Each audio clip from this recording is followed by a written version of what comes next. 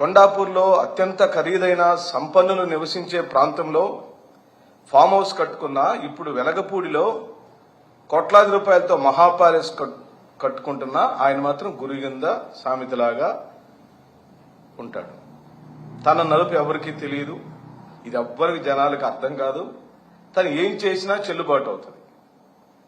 ఓ Jubilee hills ఇల్లు, ఆ ప్రాంతం యొక్క ఖరీదు, గజం ఖరీదు, కట్టడానికి నిర్మాణమైన ఖరీదు ఆయన 2019లో 2014లో ముఖ్యమంత్రి కాకన్న మునుపు ఆ ఇంటి పరిస్థితి, 2019లో వారు ముఖ్యమంత్రి అయిన తదుపరి 14లో ముఖ్యమంత్రి అయిన తదుపరి ఆ ఇంటిని ఏ విధంగా మార్చేశాడు, ఆ ఇంటి ఫ్లోరింగ్ కి వాడినటువంటి మార్బుల్స్ యొక్క ఖరీదెంత, గ్రానైట్ ఖరీదెంత,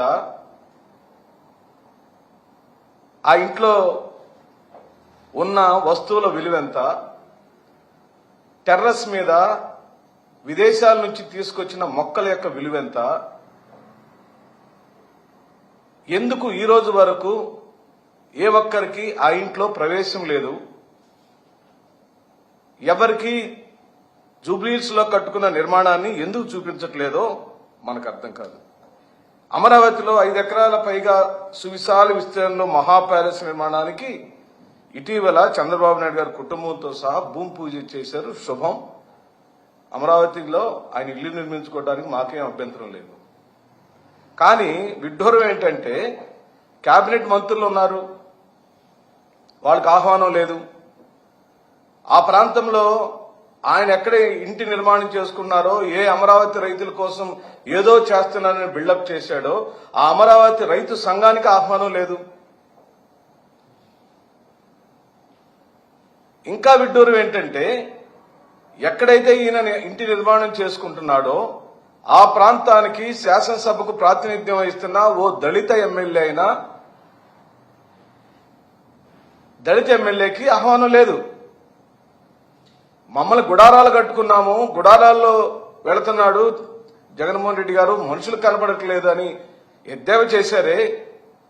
మీకు హెలికాప్టర్ ఎపిసోడ్ చూస్తే ఎందుకు అంత పకడ్బందీగా పోలీసులు వారికి రక్షణ వలయం కల్పించారో ఈ రోజున జగన్మోహన్ రెడ్డి గారి యొక్క క్రేజ్ ని, జగన్మోహన్ రెడ్డి గారు ఎక్కడికి వెళ్లినా ప్రజలను మేము అదుపు పట్టలేకపోవడానికి ఆ రోజు ముఖ్యమంత్రిగా ఉండినప్పుడు రక్షణ వ్యవస్థని పటిష్టంగా ఆంధ్ర రాష్ట్ర పోలీసు వ్యవస్థ పాటించింది కాబట్టే తగు విధంగా రక్షణ చర్యలు తీసుకున్నారు. అది వేరే అంశం. ఈ రోజున నువ్వు మాకు ఓ నీతులు బోధించావు కదా, నువ్వెందుకు ఈ రోజు తెరలు కట్టుకొని నువ్వొక్కడవే, నువ్వు మీ భార్య గారు, మీ కుమారుడు, మీ కోడలు గారు, మీ మనవడు మాత్రమే, మీ 5 మంది మాత్రమే కూర్చొని ఎందుకు పూజ చేశారు? ఎందుకు గోప్యంగా ఆ ఇంటిని నిర్మాణ పూజా కార్యక్రమం జరిగింది? మీరు కనీస ధర గజానికి 60,000 రూపాయలు ఉండబోతోంది అని ఈ మధ్య మీరు చెప్పారు. ఈ మధ్య మేము కూడా దాన్ని ప్రజలకు చెప్పాము, సంతోషపడ్డాం. అమరావతి ప్రాంతంలో 60,000 రూపాయల వరకు చంద్రబాబు నాయుడు గారి హయాంలో గజం విలువ వస్తే మంచిదే. కానీ ఈ రోజున బ్రాహ్మణి గారి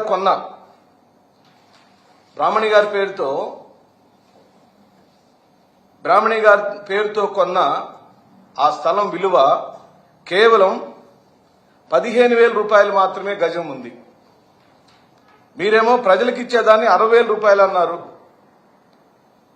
ఇది మాత్రం కేవలం 7,500 రూపాయలు అయింది. వెలగపూడిలో సర్వే నెంబర్ 111, 112, 113, 122, 150, 152, 239లలో సుమారుగా 5.16 ఎకరాల 25,000 చదరపు గజాల భూమిని నారా బ్రాహ్మణి గారి పేరుతో 18.75 కోట్లతో కొనుగోలు చేశారని వార్తలు వచ్చినాయి.